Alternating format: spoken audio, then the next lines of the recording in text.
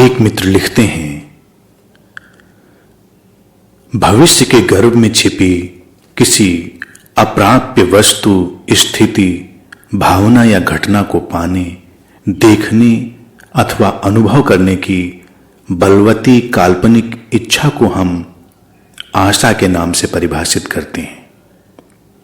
आंतरिक रूपांतरण के परिप्रेक्ष्य में प्रामाणिक प्रयास के दूसरे सूत्र के अगले कदम के रूप में साधक को अपने लक्ष्य की ओर बढ़ने के लिए जिस प्रेरणा शक्ति की आवश्यकता है, संभवतः उसे ही आपने गहन आशा के रूप में संबोधित किया है। दूसरे सूत्र गहन आशा में प्रवेश, क्या यही प्रेरणात्मक इच्छा शक्ति है? क्या मेरा ये सोचना अथवा अनुमान लगाना सही है? कृपया मार्गदर्शन करें।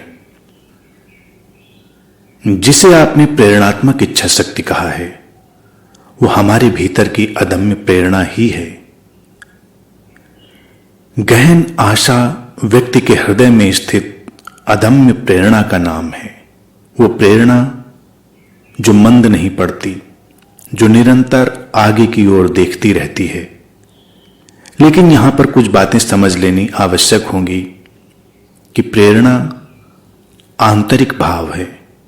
प्रेरणा तुम्हारे भीतर अंतर्निहित है, लेकिन प्रेरणा के इस भाव के साथ में व्यक्ति के भीतर एक आदर्श की ओर बढ़ने की स्थिति भी निर्मित होती है।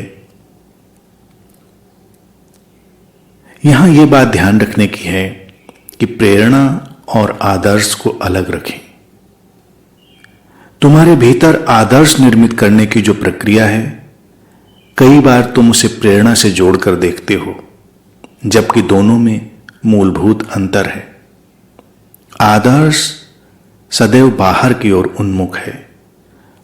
आदर्श तुम्हें भविष्य में ले जाता है और प्रेरणा आंतरिक है और तुम्हें वर्तमान में लाती है। प्रेरणा सदैव तुम्हारे अंतरतम में समाई हुई है, वो तुम्हारे अंदर से निकलती है। प्रेरणा तुम्हारी अपनी है और आदर्श पराया है। इस अनंत पथ की यात्रा में संबुद्ध मित्रों का काम तुम्हें प्रेरित करना है। उनकी उपस्थिति एक प्रेरणात्मक तत्व के जैसी ही है, जैसे किसी रासायनिक प्रक्रिया में तुम प्रेरणात्मक तत्व से परिचित हो, कैटालिटिक एजेंट।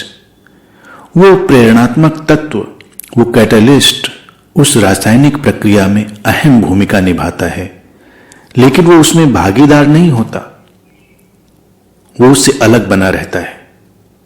जो रूपांतरण इस रासायनिक प्रक्रिया में घटता है, वो इन तत्वों का अपना ही होता है, लेकिन वो उस प्रेरणात्मक तत्व, उस कैटालिस्ट के बिना संभव नहीं होता।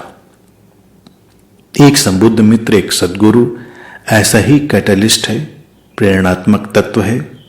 वो तुम्हारे भीतर की अंतर्निहित संभावना को जागृत कर देता है, तुम्हारे भीतर उस आवेश को, उस विद्युत को निर्बाध प्रवाहित होने में सहयोग दे देता है और फिर तुम्हें अपने पैरों पर चलना होता है। जब तुम्हारे भीतर गहन आस्था घटती है, तो रूपांतरण की इस अंतर यात्रा में तुम आगे बढ़ते हो, तो वो शक्ति तुम्हारी अपनी ही होती है। तुम्हारी अपनी होती है, इसीलिए तुमसे चलना संभव हो पाता है।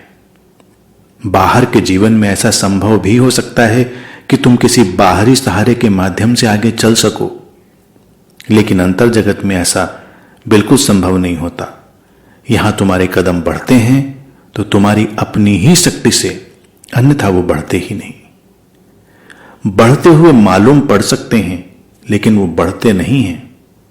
और जो कदम बढ़ते हुए मालूम पड़ते हैं, उन्हें मैंने छद्म आशा, झूठी आशा कहा है। गहन आशा अपने पैरों पर चलने की अंतः प्रेरणा है, जो तुम्हारे अंतरतम में छुपी हुई है। तुम्हें अनजाने ढंग से, अज्ञात किनारों से एक शक्ति देती है कि तुम अपने पांवों पर चल सकते हो। ये संभव है, यही गहन आशा है।